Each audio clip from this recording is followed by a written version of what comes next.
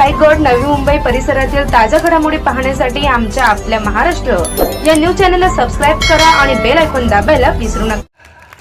एवढा मला आत्मविश्वास आहे म्हणून मी त्यांना आज या क्षणी जाहीर पाठिंबा दर्शवतो आणि त्यांची शिट्टी निशाणी आहे 6 नंबरचं बटन आहे प्रीतम जय म्हात्रे यांना जास्तीत जास्त भरघोस मतांनी विजयी करा आणि विरोधकांना दाखवून द्या का तुमची मतांची पण अवकात नाही आहे, कारण की तुम्ही काहीच करू शकत नाही आणि तरुणांना संधी द्या, कारण की तुम्ही प्रत्येक तरुण पिढीला दबवत आलेले आहात। बघा आज तुम्हाला माझी छोटीशी गोष्ट सांगतोय। मी आज नवीन शेवगावमध्ये अपक्ष म्हणून निवडून आलो होतो।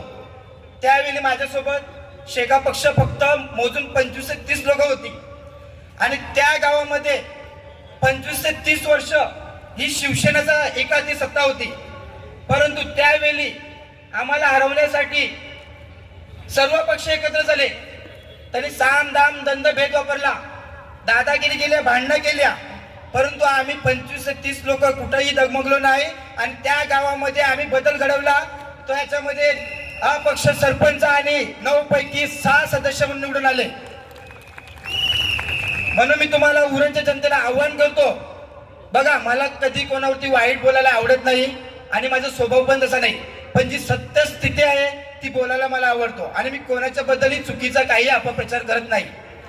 बघा आमच्या नवीन शेवगावमध्ये माझे आमदार मनोगजन मोरे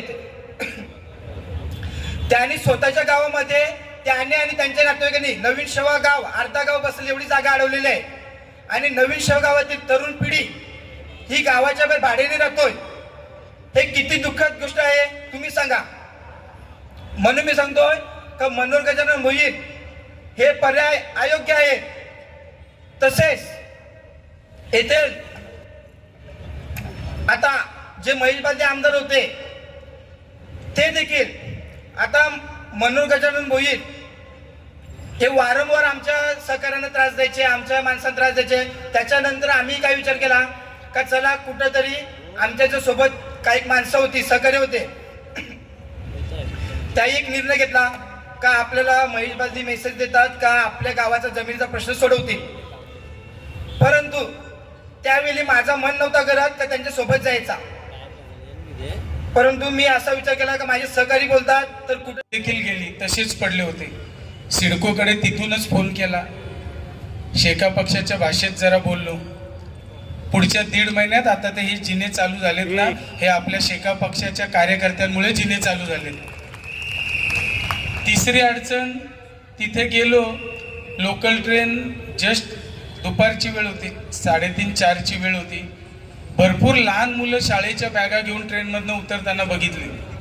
बरीचशी मुलं होती, मुलं मुली लहान होती, त्याच्यात मध्यम 7वी 8वीची 5वी 6वीची। विचारलं तर शाळा किती वाजता सुटते? 4:30ची गोष्ट होती। म्हणे 3 वाजता। कुठून आलास? तर म्हणे नेरुळवरनं। एक जण मानखुर्दवरनं, पण त्याच्यात बरेच जण होती। तर बरं मग 4:30 नेरुळवरनं इथे यायला तुला एवढा वेळ का? तर म्हणे दादा ट्रेन 1-1 तासांनी असते। आता जर ही परिस्थिती अशी असेल तर ह्याच्यावर काय लक्ष द्यायला पाहिजे? मग माझ्या मनात आलं, अरे जर या लहान मुलांचं असेल तर सेम ऑफिसची पण वेळेची अशीच भानगड इथे असेल, म्हणजे सकाळच्या किमान 2-3 फेऱ्या वाढवल्या पाहिजे, संध्याकाळी शाळा आणि ऑफिसेस जेव्हा सुटतात त्यावेळी 2-3 फेऱ्या वाढवल्या पाहिजे। आता ही मीटिंग आम्ही 2-3 वेळा केली। गेलो रेल्वे ऑफिसला, तिथे आम्ही सगळी मंडळी आम्ही गेलो, त्यांना सांगितलं, परंतु रेल्वेचा कायदा थोडा कडक असतो। कडक म्हणजे की त्यांची प्रोसेस असते, या प्रोसेसमध्ये आम्हाला त्यांनी पुढच्या 1.5-2 महिन्याच्या आतमध्ये ही प्रोसेस कंप्लीट होईल सांगितलंय आणि या फेऱ्या वाढतील, या देखील शेका पक्षामुळे वाढतील, हे देखील तुम्हाला मी सांगू इच्छितो। या ज्या मूलभूत गरजा आहेत, नागरिक तुमच्याकडनं काय मागतात? काही मागत नाही, त्यांना रस्ता, पाणी, स्वच्छता हेच सगळं पाहिजे असतं आणि या सुविधा ज्या दिल्यात या पाहिजे असतात। नंतर फेरीवाले जे आता आपल्याला रस्त्यावर दिसतात, फेरीवाले काही त्याच्यात बिचारे आपले अपंग बांधव देखील तिथे स्टॉल मांडून आहेत। तुम्हाला माहिती आहे का, सेक्टर 2, 5 आणि 19ला स्टॉल बांधून रेडी आहेत। हे स्टॉल मला वाटतं 2 वर्ष झालेली आहेत, हे स्टॉल बांधून रेडी आहेत परंतु अजूनपर्यंत या फेरीवाल्यांना काही स्टॉल द्यायला ही सिडको मागत नाही आहे. हे आमदारांचं काम नाही आहे की बाबा 2 वर्ष बिल्डिंग किंवा स्टॉल रेडी आहेत, ते सुद्धा तसेच या एस्केलेटरसारखे खराब होणार. मग आता पुढच्या या दिवसात उद्या जर संधी मिळाली ती मिळेलच. ती मिळाल्यानंतर हे कसे प्रश्न मार्गी लागत नाही हेच मी बघतो. नंतर तिसरा प्रश्न माझ्या पुढे, जो पोस्ट ऑफिस, आता एवढी लोकसंख्या इथे लाखोनी वाढली आहे. 52,000 फक्त मतदान आहे, परंतु लाखोनी लोकसंख्या इथे नागरिक भारताच्या कानाकोपऱ्यातून राहायला आले. पोस्ट ऑफिसची खूप गरज आहे. पोस्ट ऑफिससाठी सिडको जागा देत नव्हती. आम्ही सेक्टर 8ला प्लॉट नंबर 54 शेतकरी कामगार पक्षाच्या पत्रावर हे सँक्शन करून घेतलं. पुढच्या काही दिवसात त्याचं काम चालू होईल. 5वी गोष्ट, इथे स्मशानभूमी ही प्रत्येक गावागावात आपल्या स्मशानभूमी आहेत, परंतु आपल्या इथे नागरिक आलेले आहेत. स्मशानभूमीचा उपयोग होऊ नये, परंतु शेवटी जो माणूस येतो तो जातो. ती स्मशानभूमीची गरजच आहे. तुम्हाला सांगतो, जिथून आपण या अटल सेतूवरनं उतरतो सेक्टर 14ला ही स्मशानभूमी दिसते नवीन तिथे तुम्हाला. ही शेतकरी कामगार पक्षामुळेच आली. कुठलंही पद नाही, काही नाही, फक्त ग्रामपंचायतीच्या मार्फत आम्ही सिडकोत गेलो. सिडकोतून या सगळ्या गोष्टी करून घेतल्या. या स्मशानभूमी कार्यान्वित आहे. 6वी गोष्ट तुम्हाला सांगतो, हे आमच्या मनातली गोष्ट, शेतकरी कामगार पक्षाच्या कार्यकर्त्यांच्या मनातली गोष्ट, की इथे आता शाळांमध्ये जातो, कुठेच लायब्ररी दिसत नाही. आजकाल पुस्तक वाचन हे राहिलं नाही. सगळ्यांकडे मोबाईल आहे, सगळ्यांकडे टॅब आहे, त्याच्यातच लहान मुलं देखील त्याच्यातच सगळे बघतात. आम्ही सेक्टर 17ला लायब्ररी स्वतःच्या हिमतीवर चालू केली. आज ती उघडपणे चालू आहे. तिथे जाऊन लहान मुलं देखील आज पुस्तक वाचन करतात. तिथेच आम्ही त्या जागेचा वापर इतर वेळी योगासाठी करतो. ज्या आमच्या बचत गटाच्या महिला भगिनी आहेत त्या तिथे योगा सेंटर चालू केलं आहे. म्हणजे या अशा गोष्टी आहेत की ज्या गरजेच्या आहेत, शहरातल्या लोकांना पाहिजे या गोष्टी. बोरान विधानसभा 190 मतदारसंघाच्या अधिकृत उमेदवार महाविकास आघाडीचे प्रीतम दादा म्हात्रे व्यासपीठावरील आपले सर्वांचे मार्गदर्शक आणि दानशूर असे आमचे दादा भाऊ JM म्हात्रे साहेब, पुरुषोत्तम बाजार समितीचे सभापती नारायण शेठ घरत, व्यासपीठावर बसलेले कामगार नेते भूषण पाटील, आमचे मित्र गोपाल पाटील आणि संपूर्ण सन्माननीय व्यासपीठ. मला एका गोष्टीचा अभिमान वाटतो, हे व्यासपीठ क्रांतीची प्रेरणा देणाऱ्या एका विचारांचं आहे आणि या विचारांची प्रेरणा घेऊन संपूर्ण समाजाला प्रेरणा देणारे मान्यवर या व्यासपीठावर आहेत आणि अशा वजनदार व्यासपीठावर बोलण्याची संधी आज मला इथं प्राप्त झालेली आहे. मित्र हो, राजकीय दृष्ट्या मी गेल्या महिन्यात, गेल्या 1-2 वर्ष हे शिंदे गटाचं काम करीत होतो आणि शिंदे गटाचे अनेक पदाधिकारी आम्ही सर्वजण शिंदे शिवसेनेचं काम करत होतो. पण ज्यावेळी मला असं समजलं आता येत्या निवडणुकीमध्ये की प्रीतम म्हात्रे विधानसभा निवडणुकीच्या रिंगणामध्ये येत आहेत आणि त्यांची पूर्ण तयारी विधानसभेमध्ये उमेदवार करण्याची सुरू आहे आणि JM म्हात्रे यांचे ती चिरंजीव आहेत. JM म्हात्रे साहेब हे असे एक व्यक्तिमत्व आहे, अत्यंत जवळचे आहे, सर्व सुखदुःखात येणारे असे ते आमचे मान्यवर आहेत आणि JM म्हात्रे साहेबांनी असं एक गाव नसेल या परिसरामध्ये, पनवेल बोरन मतदारसंघामध्ये, की त्या गावाला तिथल्या शिक्षण संस्थांना किंवा तिथल्या सामाजिक उपक्रमांना त्यांनी मदत केली नसेल.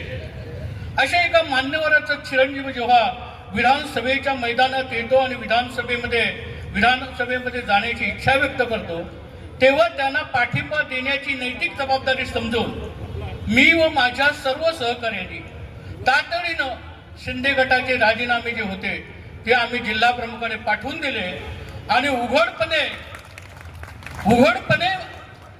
प्रीतम दादाचं काम करण्यासाठी आज आम्ही मैदानामध्ये उतरलेलो आहोत. आम्ही राजीनामे अशासाठी दिले की आम्ही शिंदे गटात असताना जर आम्ही प्रीतमदादांचं काम केलं असतं तर आमच्यावर गद्दारीचा शिक्का लागला असता, आणि तो गद्दारीचा शिक्का आमच्यावर न लागता आम्ही त्यांना सांगितलं की नाही बाबा, प्रीतम म्हात्रे हे आमचे अगदी जवळचे उमेदवार आहेत, आमच्या नात्या गोत्यातले आहेत, आणि असा एकही प्रसंग नाही की ते जयम म्हात्रे आमच्या सुखदुःखात आमच्याकडे आलेले नाहीत. आणि जयम म्हात्रेंचा एक असं एक वैशिष्ट्य होतं, या मतदारसंघावर जयम म्हात्रेंचा जरूर अधिकार आहे, कारण हा मतदारसंघ पूर्वी शेतकरी कामगार पक्षाचाच होता. अपघाताने तो मनोहर भोईरना मिळाला होता. त्याच्यानंतर वरिष्ठ स्तरावरच्या ओळखीचा फायदा घेऊन महेश बालदीनं हा मतदारसंघ लाटला. व्यक्तिगत टीका करण्याचा आमचा मानस नाही आहे, पण हिंदुत्वाचा मुद्दा ज्यावेळी अनेक वेळा भाजप उभा करतो त्यावेळी त्यांना हे कळायला पाहिजे की हिंदुस्थानात राहिलेला प्रत्येक माणूस हिंदू आहे. जो माणूस हिंदुस्थानामध्ये राहतोय तो हिंदूच आहे ना. म्हणजे जातीभेदामध्ये जातीभेद करून समाजामध्ये फूट पाडण्याचं काम जे लोक करतायत अशा लोकांना रोखण्याच्याच गरज आहे. या विधानसभा मतदारसंघाचा आमदार हा बहुजन समाजाचा पाहिजे, आगरी समाजाचं प्राबल्य असलेला, आगरी, कराडी, कोळी अशा समाजाचा प्राबल्यला हा मतदारसंघाचा आमदार कोणीतरी बालदी होतो, हे आपल्या दृष्टीनं नामुष्की आहे, आपलं दुर्दैव आहे. आणि ही नामुष्की टाळायची असेल तर आपला आमदार प्रीतम म्हात्रे हा विधानसभेमध्ये वाजत गाजत गेला पाहिजे, याचं भान आपण सगळ्यांनी ठेवलं पाहिजे. सर्व समाजाने या बाबतीत एकी केली पाहिजे. आता तुम्ही म्हणाल की मनोहर भोईर आगरी समाजाचे आहेत, पण त्यांना सुशोभीकरण तिथे झालेलं आपल्याला दिसतंय. इथे आम्ही स्वतःच्या जेम म्हात्रे संस्थेच्या मार्फत सकाळी खूप लोक तिथे मॉर्निंग वॉकला येतात. बऱ्याच जणांची आणि खास करून ज्येष्ठांची मागणी ओपन जिम पाहिजे होतं. त्याच्यात आम्ही न विचार करता आम्ही कुठल्याही निधीचा हे न करता आम्ही स्वतः तिथे ओपन जिमचे साहित्य कार्यान्वित केले. नंतर तिथे आली मागणी, जे उलव्यात पहिलं झालं असेल मला वाटतं, या सगळ्या जिथे ओपन प्लॉट आहेत, गार्डन अजून डेव्हलप व्हायचे आहेत, कुठेच टॉयलेट नव्हतं. आम्ही ग्रामपंचायतीला विनंती केली. मी गव्हाण ग्रामपंचायतीचं मनापासून आभार मानेन की त्यांनी कोणताही विचार न करता तिथे टॉयलेट बांधलं आणि लेडीज वेगळं, जेंट्स वेगळं आणि एकदम स्वच्छ असं टॉयलेट आज कार्यान्वित झालं. 1 महिन्यामध्ये त्यांनी बांधलं. म्हणजे असं शेतकरी कामगार पक्षाच्या सूचनेला देखील रिक्वेस्ट करतात, हे मला तुम्हाला सांगायचं आहे. नंतर जो विषय महत्त्वाचा आहे की ज्याच्यामुळे आज आपण सगळेजण आहोत, छत्रपती शिवराय आणि डॉक्टर बाबासाहेब आंबेडकर यांच्या विचारांवर आपण चाललेलो आहोत. तर ह्या उल्वे नोडमध्ये महाराजांचं स्मारक पाहिजे किंवा बाबासाहेबांचं विहार पाहिजे, बौद्ध विहार पाहिजे, ही मागणी शेतकरी कामगार पक्षाने पहिली केली आणि तसे प्लॉट देखील सँक्शन केले. जेणे युवकांनी आपल्याला पाठिंबा दिलेला आहे, साथ दिलेली आहे. आजच्या ह्या सभेबद्दल काय प्रतिक्रिया व्यक्त कराल? गेले महिनाभर आम्ही प्रचार करतोय आणि युवकांचा वाढता प्रतिसाद आज उल्व्यामध्ये, तर माझ्या जन्मभूमीत हा वाढता प्रतिसाद इथे स्फोट झाल्यासारखं मला वाटतंय. कारण या स्फोटाचं रूपांतर अतिशय तरुणी ज्या पद्धतीनं आज रॅलीसहित माझं जे स्वागत केलं, म्हणजे खरोखर हे माझी जन्मभूमी, खरोखर इथे आमच्या या सगळ्या नेत्या लोकांनी काम केल्याची पोचपावती आज त्यांना मिळाली. या निमित्तानं मी तुम्हाला सांगतो, आज कार्य आणि कर्तृत्वाच्या जोरावर प्रीतमदादा म्हात्रे यांच्या प्रचारासाठी ज्या पद्धतीनं नागरिकांचा किंवा सर्व समाज घटकाचा पाठिंबा मिळतोय, ह्या एकूणच पाठिंब्याबद्दल काय तुमची भूमिका आहे? तुम्ही बघाल की सगळे आज तर तुम्हाला स्टेजवर सगळ्या पक्षाची लोक दिसली. मी तुम्हाला खरोखर सांगेन की महाविकास आघाडी पुरस्कृत आम्ही शेतकरी कामगार पक्षाच्या एबी फॉर्मवर आहोत आणि मैत्रीपूर्वक लढत होतो, हे मी जाहीरपणाने तुम्हाला सांगतो. त्यामुळे मला वाटतं आम्हाला कसलीच भीती नाही आहे. आणि जनता जनार्दन ज्यांच्या पाठी असते आणि त्याच्यात पण ॲडिशनल तरुण जर ॲड झाले आणि ते तरुण काहीतरी माझ्याकडे अपेक्षेने ॲड झाले, या तरुणांना आज अपेक्षा एकच की दादा आम्हाला कुठेतरी नोकरीला लाव, हाताला काम दे.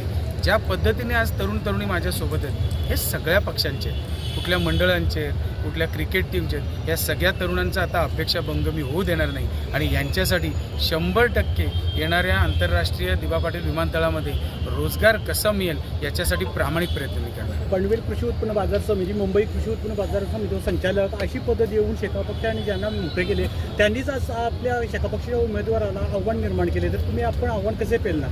नाही, हे काय आव्हान बिव्हान मी समजत नाही. शेतकरी कामगार पक्ष हा पूर्णतः तुम्ही काल बघितलं उरणला सभा झाली, तिथे शेतकरी कामगार पक्षाचे सर्व सरचिटणीस जयंतभाई पाटील साहेब हे होते.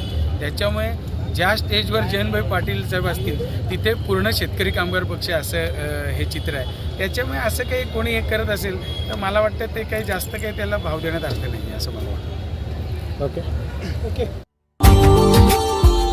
Subscribe now and press the bell icon. Never miss an update.